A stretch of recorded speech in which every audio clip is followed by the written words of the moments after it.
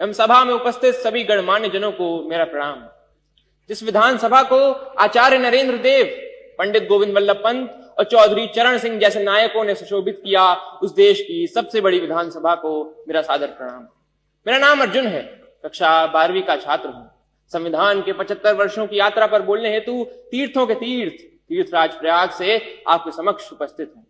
University of Chicago के professor Tom Ginsberg ने 1789 के बाद लिखे गए 190 संविधानों का अध्ययन किया और पाया कि इन संविधानों का औसत जीवन मात्र 17 वर्ष है।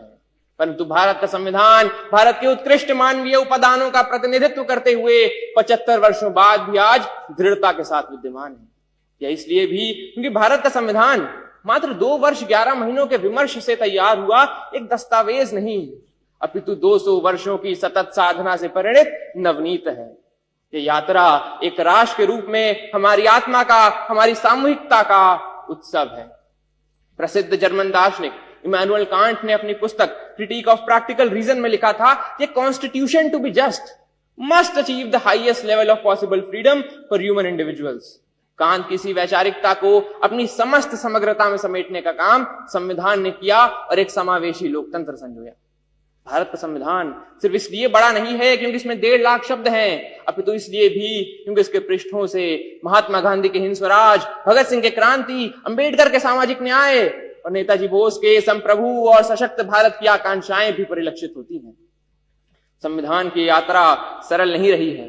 अगर इसने 24 अप्रैल 1973 को केशवानंद भारती निर्णय के रूप में रक्षा का प्रयास देखा, तो 1975 में आपातकाल के रूप में प्रहार भी देखा। संविधान हमारा वह दर्पण है जिसमें हम अपने अतीत को देखते हैं, वर्तमान को समझते हैं और भविष्य को गढ़ते हैं। हमें यह भी समझना होगा कि संविधान साधन है, साध्य नहीं। हाँ, वो हमें जमीन तैयार करके तो दे सकता है, परंतु उस पर फसल बोने का काम हमारे ही जिम्मे है। ऐसे में हमें समझना होगा कि हमें कैसे राष्ट्र का निर्माण करना है। इसके 6 स्तंभ हों: समता, समृद्धि, समन्वय, संस्कृति, सेवा और समर्पण। एक ऐसा भारत जहां हर व्यक्ति कह सके मैं भारत हूं और भारत मुझ में। जहां विश्व में तमाम जगह संवैधानिक मूल्यों के लिए, मताधिकार के लिए आंदोलन देखे गए, वहीं भारत में सहजता से प्राप्त मताधिकार एवं मौलिक अधिकारों ने शक्ति का संचार किया। हमारा ये कर्तव्य है कि हम एक ऐसे राष्ट्र का निर्माण करें जिसमें हर हाथ को अवसर मिले, हर सपने को ऊंचाई मिले और उसे पूरे करने का नैतिक साहस मिले।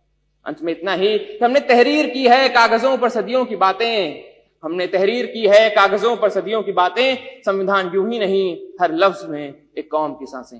धन्यवाद।